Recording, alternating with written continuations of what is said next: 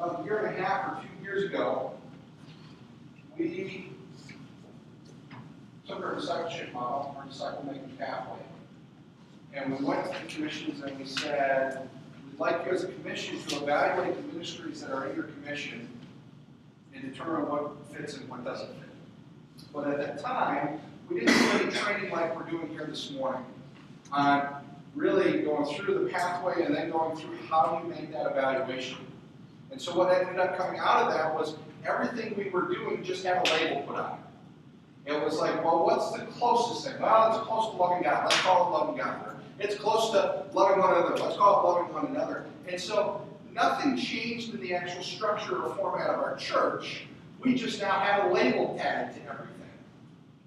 And in doing so, that doesn't bring us any closer to our goal of becoming a discipleship-driven church. A church that simplifies what we do so we can be focused on a few key things for the health of those involved in the ministry and for the edification of those who are being ministered to.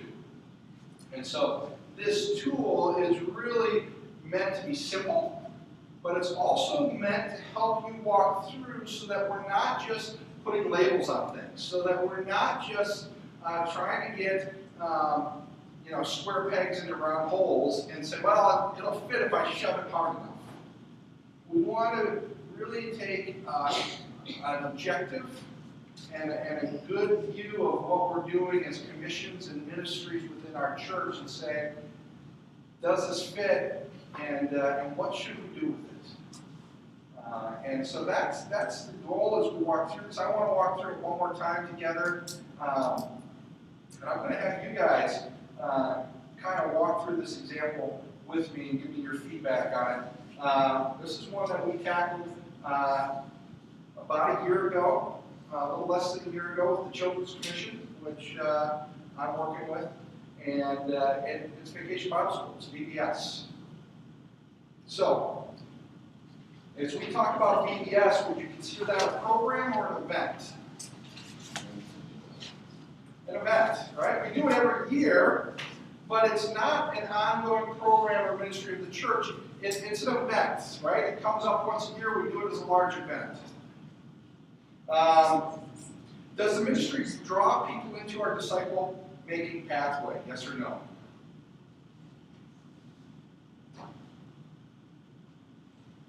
Okay, I'm seeing some heads nod. Yes.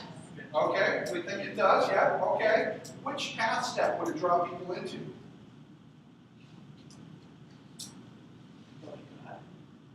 Loving God. It's kind of an entry point for kids. You know, they may not, a worship service may not be the entry point for kids into the ministry and life of our church, but something like VBS could be. Okay. But describe how it contributes to making or building disciples.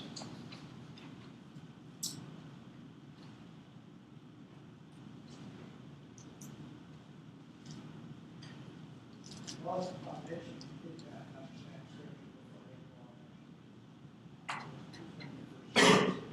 Okay, so it's giving them a scriptural foundation. Other thoughts on that? For some kids, it's the next step to getting them into a role. Yep. So it can move them to the next step of loving one another. For kids, you got your disciple-making pathway. Same pathway, but how does that work for kids? It could be the entry point that leads to the next step. Which could lead to bringing their parents in. Yep. Yep. Certainly can.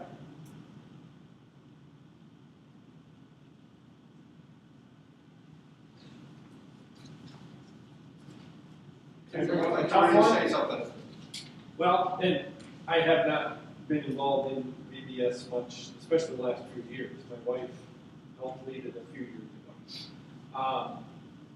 But just playing devil's advocate here.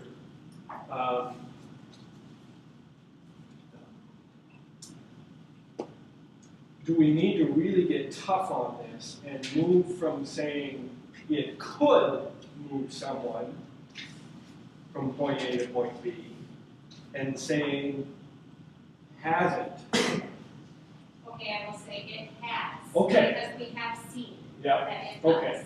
So I'll say it has. Okay. We Okay. have So that. seen the numbers. That's kind of what I was PBS wondering. increase in Alana. Okay. Well, and I think the question we get to further down page 2 ties into that a little bit more. It's a good question about that. Sometimes you can get in that position saying, well, you know, it could, right? It's the old, you mean there's a chance, right? Anybody remember that movie? The guy says to the beautiful woman, you know, what are the chances you and I could, you know, ever go out together? And she goes, 1 in a million. And he says, so you're saying there's a chance? Yeah, just to elaborate on that comment a little bit, in the Simple Church book, chapter 9, I believe it's page 139. It addresses that very issue, that the disciple making needs to be intentional, not accidental. If it's intentional, it can fit. If it's accidental, it doesn't fit. I've never asked you this, but you have an eidetic memory? Others have asked me that. I don't know. I've never been tested for it. Okay, just curious. But the fact is, the devil's advocate. Yes, it has. Now the question is, how has it? We can actually determine that. How do we talk about 1 person? 10 people? You know what I mean? Right, no, it's a good question. I mean, I use this example every fall on campus. For some reason, it's always on a nice, warm, sunny day. But there is a street preacher who shows up on campus. And he stands out in a very public place and very loudly proclaims the gospel to anybody walking by and proceeds to tell them that they're going to hell and they will burn in the flames. Gals who are maybe not dressed as modestly as he feels they should, he calls them names and calls them out. Guys who are doing certain things, he will call them and counts them sinners. It always gathers a lot of attention. And students will come and say, Dan, do you think people will be in heaven one day because of what he did there today? And I say, you know what? I bet there will be a few. You know, somebody who heard that, somehow God took that, and out of fear or desperation or just the Spirit moving on that day, that there may be a couple people who are in heaven because of the message they heard in that way. But my experience is that far more people are turned off and turned away by that. And the number of people in heaven as a result of that type of ministry, I would not call an effective ministry. I've not dusted off my street preacher cloak to go out and emulate his ministry because of the fruit that he's seen. Is there saying that there's no? On all of these things, you know, we can look at it and say, well, you know, I know this one family came to church, and there's those, what's the word I'm looking for? Anecdotal examples where we know a specific story or a specific family that was affected by that. But we also want to be evaluating these things from a fruitfulness basis. Do we see ongoing fruit? Do we see it growth? Do we see it, you know, as an ongoing pattern of what we're doing? Does that make sense? To take my statement a little bit further, maybe the numbers are irrelevant to save one soul. It's a philosophical discussion. Yeah, it's we want to see that none should perish, right? And there's a balance on all these things. And we're not solely numbers driven, but we want to be effective. We want to be good stewards, and that's the balance. And that, The other thing about that is many studies show that people have to hear about something a number of times before they make a decision or before they question. So even in that aspect, I think something like PBS is very valuable. it definitely can be, yeah. So let's keep walking through this, and we'll see how this plays out and you know, what we think from it. Do we have enough resources, people, dollars, and facilities to perform and sustain this ministry?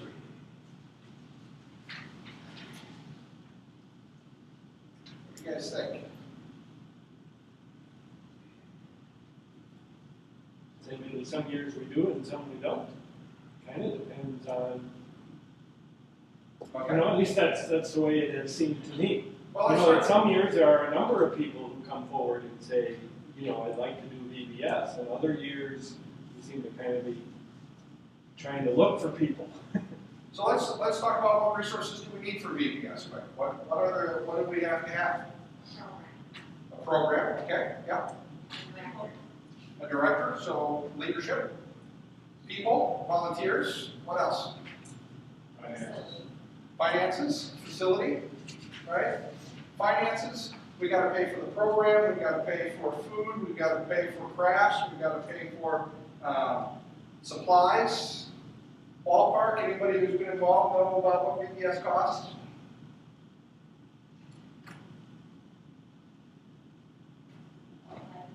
About $500, okay? So $500 roughly in the scope of our church budget, is that something we can afford or manage? Yes. Yeah, that's doable. People, how many leaders do we need? How many volunteers do we need? Any idea? That's also a nominating question. What's that? How many people does it take to run a good VBS? That's an only kitchen at 10. Okay, but If you enroll in the year, then we say between 20 and 30. 20 to 30 volunteers, leaders to run a good VBS program. Yeah. Okay? But some of them can be double. I mean, you can use Yeah. some of those people in multiple places, so you don't Yeah. need all Right. that whole. That's, yeah, I would agree with that. Okay? And then as a place, We have this. yeah, we got, you know, whether we do it outside or we do it in the sanctuary, you know, for the usually it's multiple days, it's in a given week, but we've got the resources for the facility. Are there enough people leading this ministry that leaders are not feeling burnt out or feeling that the ministry would collapse without them?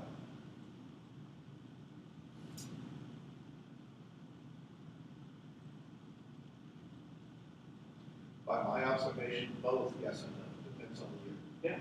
It does depend on the year, yeah. And much of it depends on how elaborate the preparations are before the first day of VBS. I've heard some volunteers tell me that the preparations have been so elaborate that they've been tired of VBS before the first day. Sure. But if the preparations are simplified, then the leaders can be energized and ready to go the first day. There's some years where someone is excited. They either had positive experiences when they were a kid in VBS, or they want their kids to have a good one, and their schedule's somewhat freed up, and they come in and they're like, I want to lead this year. I'm excited. I'll get all the stuff, and they're ready to go. There are other years. There was a couple of years ago, right at the time when we were doing Summer Kicks. Summer Kicks was an outreach program that tied in youth and children's commissions. And the outreach commission was saying, well, we're not sure that we're going to do Summer Kicks this year. And if kids from Vista Villa, maybe we could bus some kids in from Vista Villa to go to our VBS program. And the children's commission at the time were saying, we don't know that we want to go through the work of doing VBS this year. Maybe we could just bring our kids over to the Summer Kicks program, and they'll get their VBS experience through Summer Kicks. And both groups were trying to kind of bow out, especially in the leadership angle of that, and said, well, we'll rely on this other ministry that's going on, and created some interesting discussions that, you know, who's going to lead and who's going to take the ownership of this, and you can't force our commission to keep a ministry going that's our ministry. If you want to take our ministry over, we can talk about that, but you're trying to tell us we have to keep ours going, and, you know, and so there was really an interesting back and forth of not competing for the same resources, but also admitting, hey, we're having a hard time getting resources for both of these events. Is, you know, if we do one or do the other, which one do we keep? How does that work? So that's a yes or no, depending on the year or what we're doing. Is our church growing in either size or depth as a result of this ministry?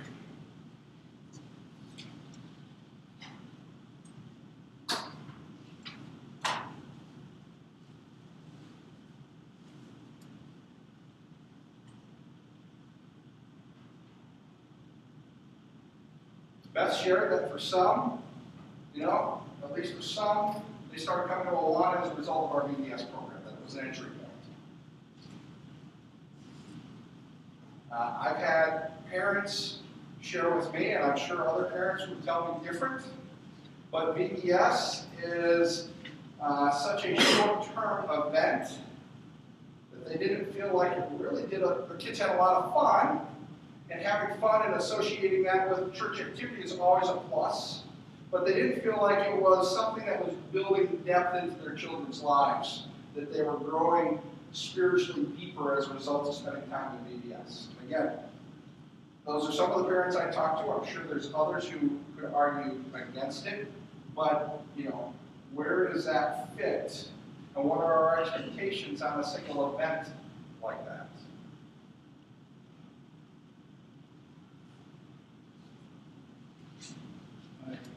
I would think one of the areas where there would be some growth is those who are serving, unless they are serving with, how would you say, real negative. I wish I wasn't here, but I'll do it.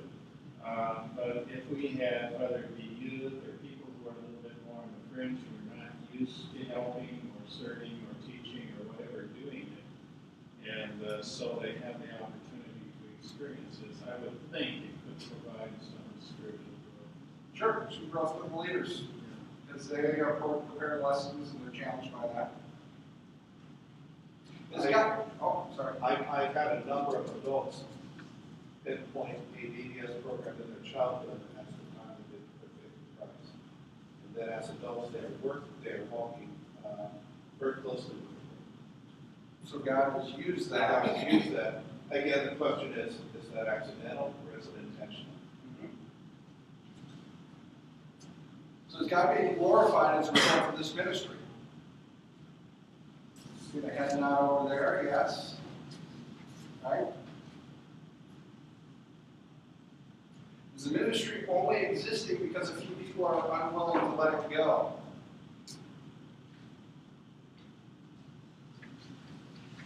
VBS is an interesting one because it's one of those things that a lot of, at least people, my friends, my age and stuff, had that when they were a kid. And so it's kind of in the formula of what's supposed to be a part of a church, right? It's just, it kind of became that expected thing.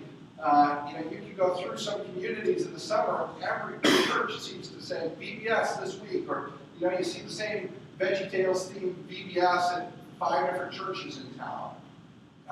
So there's almost kind of that expectation of, well, that's the part of any active or healthy church.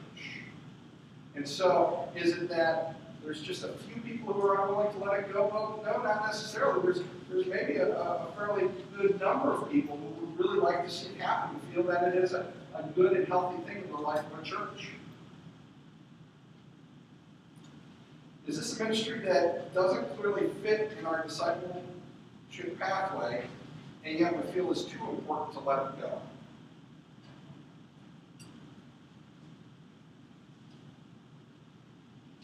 What do you think?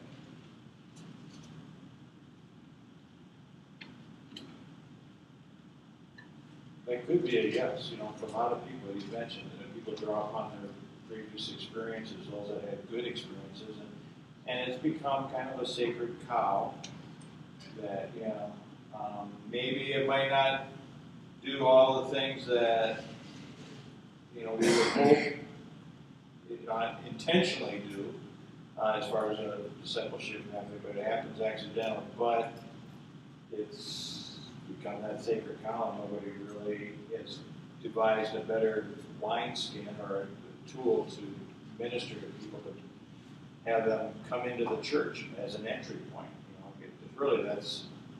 It's being used more as an outreach and an inreach too, but I just don't know how effective it is anymore. We're just so used to it traditionally. I think you're talking about just what it meant to us then, and what does it mean today?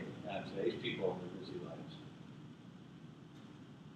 Okay, I think a key word of the statement here is that it doesn't clearly fit. I mean, it seems that we've got different perceptions and different ideas here, but are we you have to have definite knowledge doesn't work.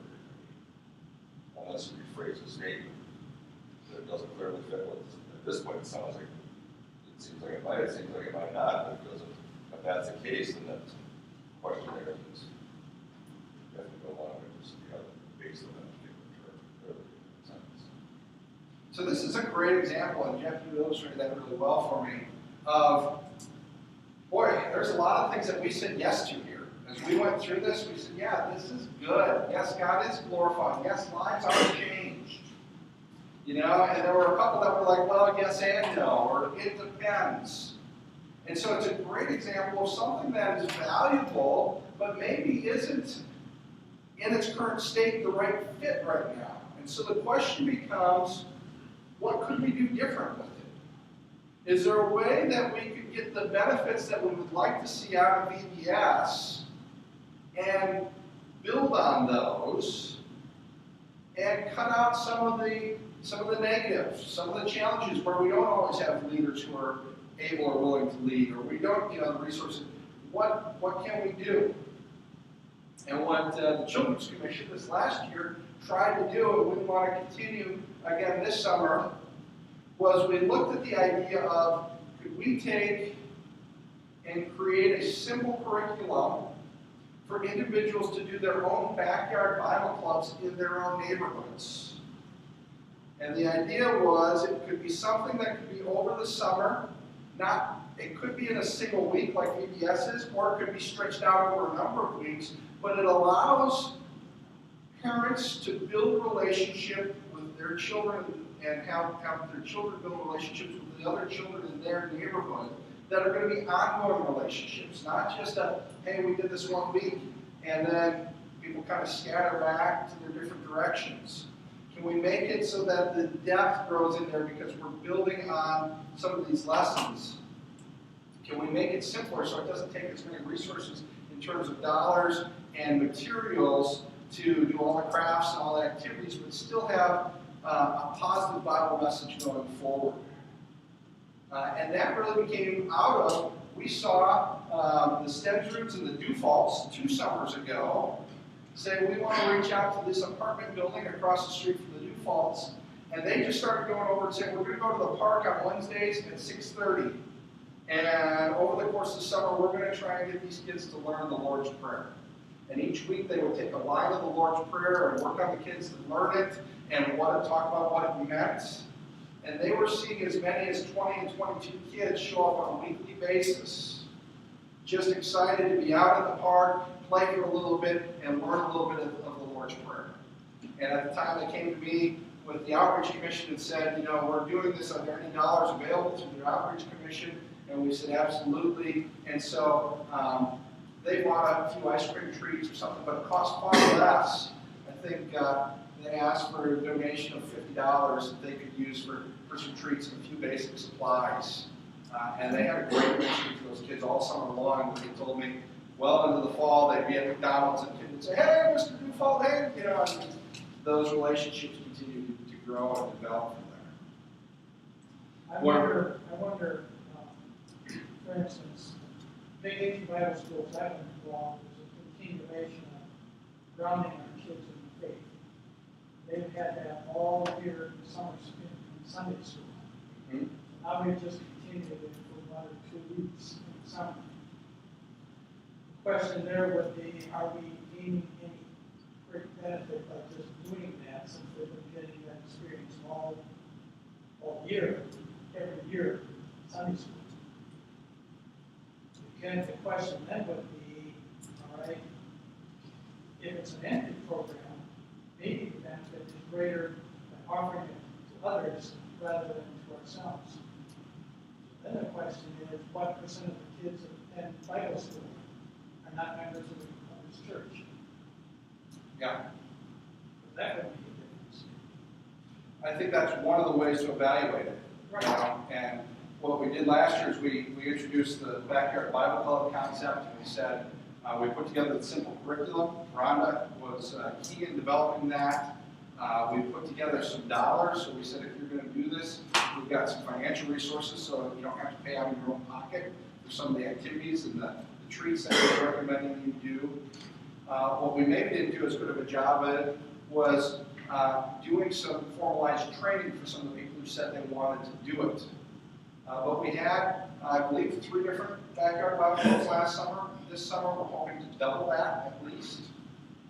And we're seeing if we can take that a step farther. The idea was that the time that somebody put into that could be part of their time spent loving your neighbor, right? That's a way, and that creates a doorway for not only loving on those kids, but inviting the parents of those kids to come to our church back into the loving God step of our disciple-making pathway, but also for the children involved, it's a life group for them, right? It's a community where they grow and interact, and that was a place that they could plug in, and then hopefully plug them into Awana like VBS did, and have that continued community form as we get into the fall. But what you're talking about is increasing the impact. Right. Yep. So we took VBS that we've done for years, and we said there's a lot of good things about this. We don't think we should just abandon it altogether, but we think we can change it so that it better fits our disciple-making pathway. So it doesn't take a tremendous amount of resources for a single event, but it can be done on a more, what's the word I'm looking for? More on a more ground, grassroots level. More grassroots level. That individuals can do it within their own neighborhood, with their kids and the kids living around them, and have a sustained impact on their lives, bringing God glory, drawing them into our disciple-making pathway, not just the children, but the families as well. And we're still waiting to see some of the fruit that we hope to see, right? It wasn't an instant, all of a sudden here's all this fruit, and we're continuing to evaluate that, but it's something that we're looking at and continue to work on. So. One of the neat things I see with the backyard Bible clubs, it's quite often family-oriented ministry. 2, 3 families, maybe only one, but anyway, they can use their own children to teach them to help be involved in ministry, and so I see that as a real neat ministry aspect of it. As a family, you're developing ministry and outreach. Yeah. Well, the intent is to have people participate in this in the church. Are you monitoring that? I mean, that can be measured. Do we know who those people were when backyard Bible studies? Did any of those people show up? Right. Here in Hawaii or in the Southern Service. Monitor that?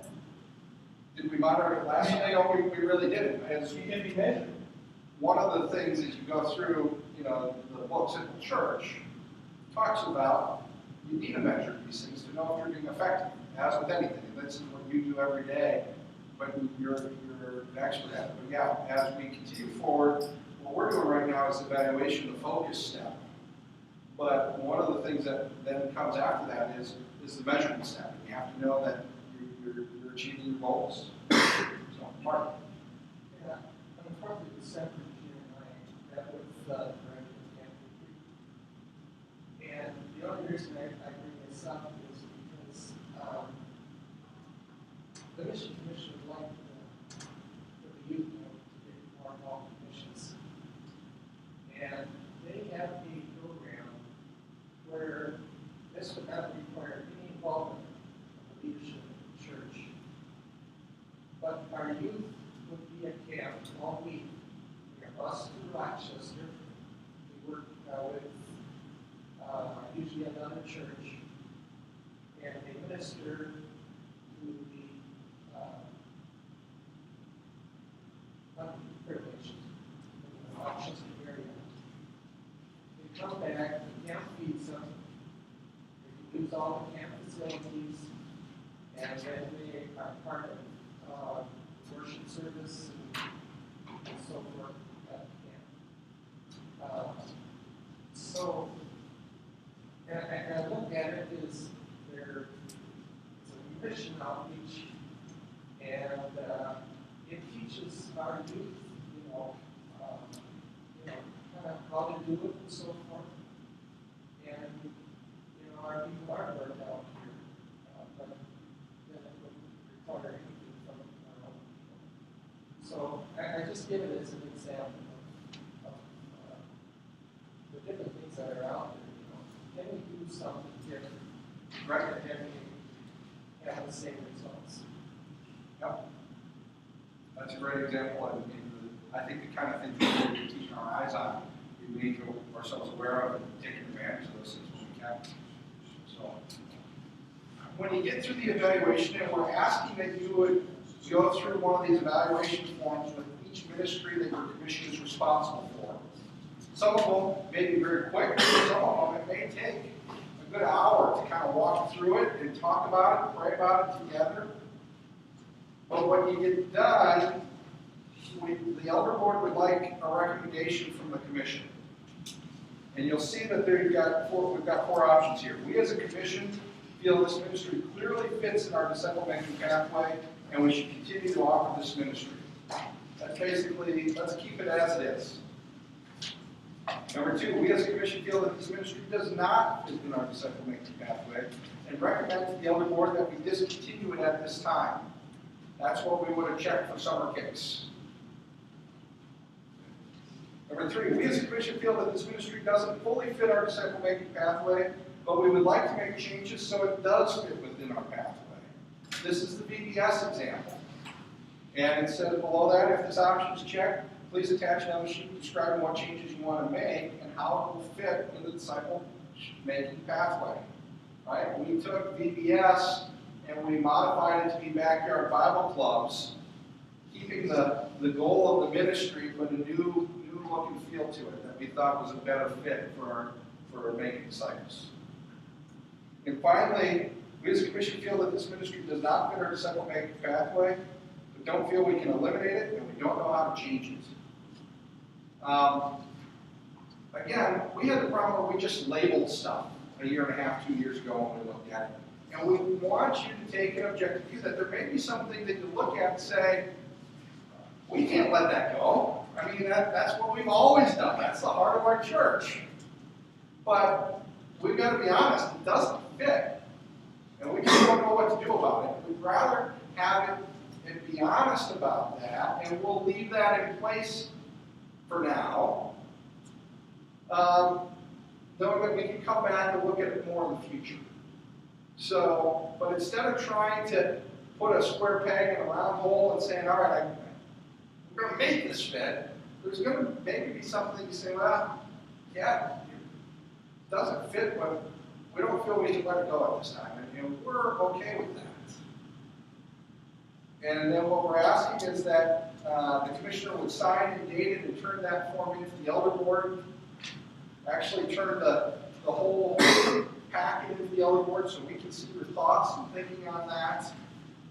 And also take the pressure off that. Even if you're recommending, hey, we're not sure that we should continue this, it's not the pressure on you or your commission of, boy, those people were renegades, they wanted to eliminate this ministry and they did it all on their own. All these things are recommendations to the elder board and pastoral staff.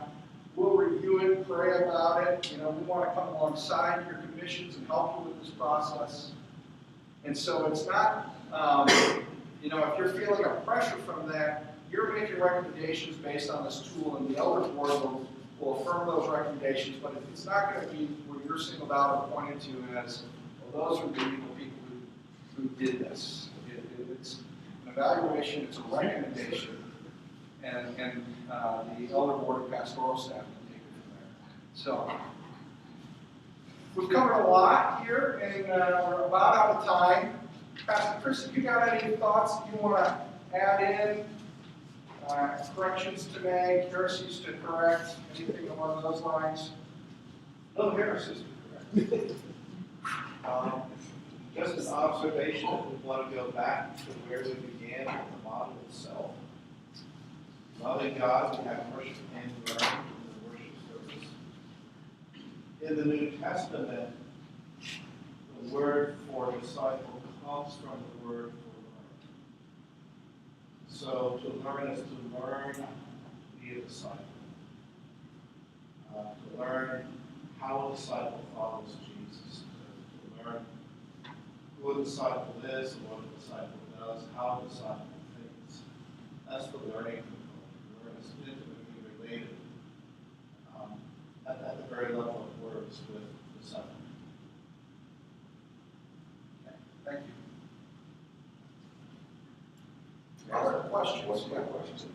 On the discipleship model, keep one of the three pieces is once in the smaller groups, people are involved in that, somebody starts to go into the serve and share and outreach portion of it. We've had small groups for years and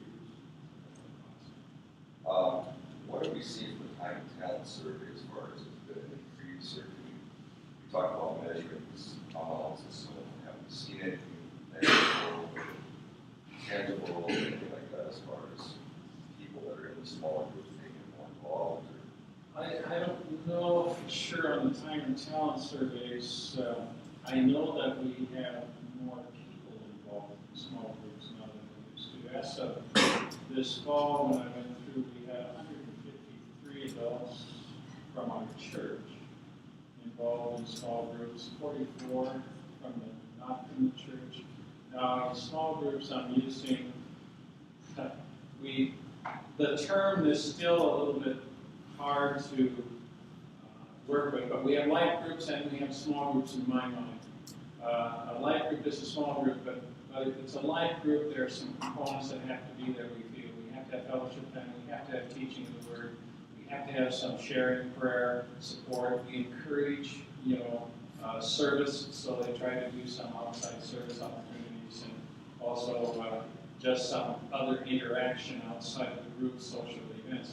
But we have other groups that are Bible study groups, just purely what we call it a small group. So out of this, then again, we had, it would have been 199 adults that are involved in it. So, and we did have 23 small groups at that time. So I think we have had more groups. I know that we're going to be meeting with all small group leaders the 10th of January. And again, in my mind and heart, the passion that I would like to somehow communicate in the vision is that these small groups, one, yes, they become very much like a family themselves, in the sense that they're there to support, encourage, know, and so somebody goes to a hospital, they know, they help minister, and all the other things. But then I would just love to see this as sort of the DNA of our church. That we're all involved as a family, reaching people, loving one another, and fulfilling these disciple-making pathway steps. So I don't know if that answered it, but there has been an increase in the number, and that again is one of the goals this year, to try to make sure I, how would we say, enfold, whatever you want to call, newer people into the church, into a life group. My main question was more of going to the third phase of saving people. What are these small groups? Going to phase of them becoming more mature and being more involved in commissions and things like that, and taking the next step. That's I don't wouldn't qualify it quite yet. Yeah. So that's a good thought, and something I try to complete the circle of activity of the discipleship model. Janet. I have two questions actually. Do the life groups ever change up and go to different groups? And is it possible that some of those life groups can get a little cliquey? I will second that. I do have an opinion on that. Beth and I have talked about it for a long time. I've been involved in the church for a long time. So just voicing my opinion, I can have strong opinionated, but years ago, you talk about the grassroots. Years ago, we had certain things in the church that we had VBS, we had a pond, Sunday school, but now we're adding a lot of other things that are going on.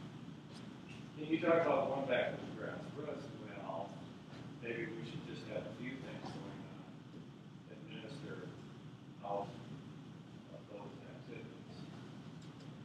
Also with the flocks and the life groups and stuff like that, we had flocks years ago where you were with certain families for a certain time, and then you switched. You didn't have a choice who you were going to be with. We got life groups now that are all cliques, nobody wants to change whoever they're with. Because, maybe we don't want to be with that family over there, so we're going to stay in our life group. And it's been that way for a while. That's why I never got involved with it. And everybody in the church was put in a flock. It wasn't just certain people. It was everybody in the whole church, whether they wanted to be in the flock or not. It was their choice whether or not they wanted to attend. But everybody knew this is your flock for this year. And that month, every flock had a month of service. So if something came up, like a funeral or a bridal shower or something like that, they knew they were serving. And the members, it was an accountability for membership as well. And so members actually had a reason to become members. And there's really no accountability now to really be a member, other than to vote. Well, And all these activities bring people into the church. Everything that we're doing, but we can't keep the people in the church. Here, let me address two things real quick with that. One is, I think the whole process on a grand scale is to go back, like you said, to fewer things. Because we have done so much, and that's where we're getting the burnout that people aren't doing. The other thing I think is a very valid point, and we need to continue to address how do we do life groups, how do we involve people, how do we connect people in the proper way. For this morning, my goal is to give commissions the tool to look at the ministries and say, how do we simplify that back to the simpler thing? The question you're bringing up is one that we also need to address, and there's a number of things that, as a church, our pathway isn't fully as it should be yet, right? I mean, and we're doing a both and on it. So I don't want to cut you off too much, but I'm trying to respect people's times and just kind of keeping the scope of my job for this morning was to train on a specific thing. I think we need to address that in a different forum and really talk it through and continue to say, how do we make this that step in our disciple-making pathway more effective? And so it's a good question. I appreciate you bringing it up, and I'm going to kind of steer us back at the same time. So we don't think this is going to happen overnight, especially for some commissions that have 6, 8, 10 ministries that they're responsible for. And you need to keep doing the things that you do as a commission, but we would like you to be intentional to start working through those things, turning the reports into the elder board as you go through them. And over the next couple of months, we'd like to know that we've made it through all of your ministries and really completed this process. We'll be emailing out a copy of this evaluation tool that we talked about this morning, so you can print off as many copies as you have ministries for, bring it to your commission, and go through those together. And if you're stuck, if you've got questions, you're welcome to ask the elder for your commission, and they should be familiar with this and trained on it to help you. Feel free to give me a call anytime, but the elder board and the pastors really want to come alongside you and help you in this process. And I'm sure Pat or Lori would be willing to help answer questions as well, but we really wanted to get to this point of giving you, a year ago we really talked about what are we doing and why are we doing it. Today is talking about how do we get there, and it's going to be a process. It's not going to happen overnight. We're going to have to really implement some of the measurement steps after we begin to do some of the focus here and begin to help us to refine what we're doing. We're going to continue to look at our path steps and how do we make those more productive.